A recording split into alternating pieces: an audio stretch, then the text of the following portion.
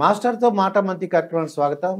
నేను మీ మాస్టర్ దుర్గా ప్రసాద్. ఈరోజు మనతో పాటు పొలిటికల్ అనలిస్ట్ శ్రీనివాసరావు గారు ఉన్నారు. సార్ నమస్కారం. సార్ నమస్కారం అండి. 1వ తారీఖు వస్తుందంటే కొద్దిగా భయంగా ఉందండి. అంటే వీళ్ళు అంటే ఇంటింటికి ఇవ్వమని అందరూ అడుగుతున్నారు ప్రతిపక్షం వాళ్ళు. వీళ్ళు ఇంకా ఏదో చేస్తున్నారండి. ఏమేమి చేస్తున్నారంటారు? 1వ తారీఖు వస్తే భయపడాల్సిన అవసరం ఉంది. అంటే ఎలా? పెన్షన్ ఉంది, ఇవ్వాలి. ఇవాళ ఇవ్వకపోతే రేపు ఇస్తారు. ఏముంది, వాళ్ళు ఎవరికి టెన్షన్ లేదు. ఈ పీడ అలాగే వేరగడవుతుంది కదా, ఎప్పటికప్పుడు సావని అనుకుంటున్నారు వాళ్ళు. చేయాల్సింది ఏంటంటే ఆ ఎండలో తిప్పకుండా ఉండాలి, ఎండలో తిప్పకుండా చూడాలి.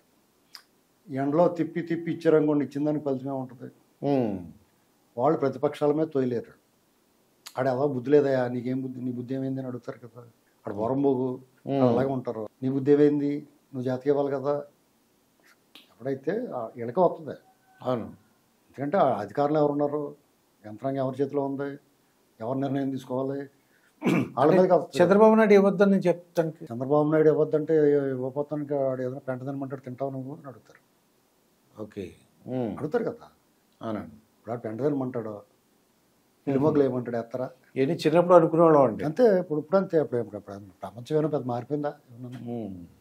ఇప్పుడు అప్లై అవుద్ది. బ్యాంకుల చుట్టూ తిప్పుతారని వాళ్ళకి బ్యాంకులో వేసేస్తాం అంటున్నారు. బ్యాంకులో వేస్తే నష్టమే ఉంది, భద్రంగానే ఉంటుంది కదా. ఎప్పటికప్పుడు వాళ్ళకి కావాల్సినప్పుడు వెళ్ళి తీసుకుంటారు.